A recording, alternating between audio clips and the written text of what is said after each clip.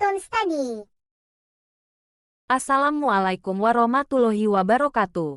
Jumpa lagi dengan kami. Kali ini kami akan merangkum tentang kisah Nabi Sulaiman alaihi salam. Tapi sebelum lanjut, subscribe dulu channel ini supaya kalian tidak ketinggalan video-video terbaru kami lainnya. Ayo kita mulai dengan ceritanya.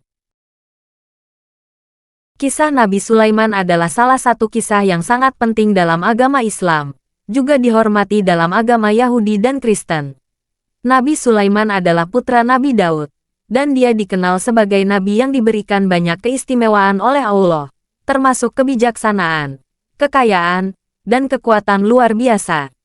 Berikut adalah rangkuman kisah Nabi Sulaiman dalam Al-Quran. Kelahiran dan kepemimpinan Nabi Sulaiman. Nabi Sulaiman dilahirkan sebagai anak dari Nabi Daud. Ketika Nabi Daud wafat, Nabi Sulaiman yang saat itu masih muda, diangkat menjadi raja menggantikan ayahnya. Allah memberikan Nabi Sulaiman kebijaksanaan yang luar biasa, yang tidak dimiliki oleh raja sebelumnya. Dalam suatu cerita, Allah menguji Sulaiman dengan dua wanita yang saling berselisih mengenai bayi yang ditemukan di antara mereka.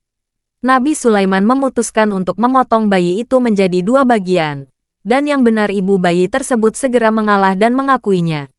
Kebijaksanaan ini membuat rakyat Sulaiman semakin menghormati dan mengagumi kepemimpinannya. Keistimewaan Nabi Sulaiman. Nabi Sulaiman diberikan kemampuan luar biasa. Salah satunya adalah mengendalikan angin.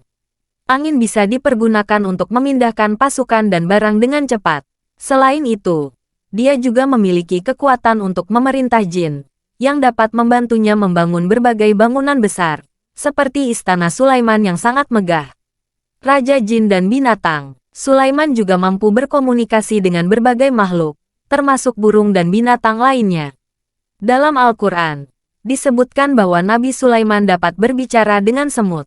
Suatu hari, Nabi Sulaiman melihat sekawanan semut yang berlarian, dan salah satu semut memperingatkan teman-temannya untuk segera masuk ke dalam rumah karena pasukan Sulaiman akan lewat.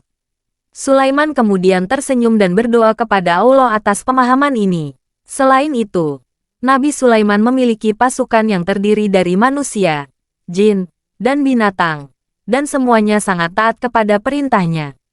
Kisah Ratu Balqis. Salah satu kisah terkenal yang melibatkan Nabi Sulaiman adalah pertemuannya dengan Ratu Balqis, Ratu Kerajaan Saba. Ratu Balqis mendengar tentang kebijaksanaan dan kekuasaan Sulaiman, sehingga dia mengirimkan utusan dengan hadiah-hadiah mewah. Nabi Sulaiman, sebagai bukti kekuasaannya, meminta agar hadiah tersebut dikembalikan dan mengundang Ratu Balqis untuk datang ke istananya.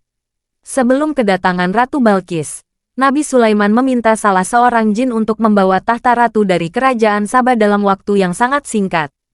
Ketika Ratu Balqis datang, Nabi Sulaiman memperlihatkan kekuasaan dan kebijaksanaannya, yang akhirnya membuat Ratu Balqis memeluk agama Islam dan menjadi pengikut Nabi Sulaiman.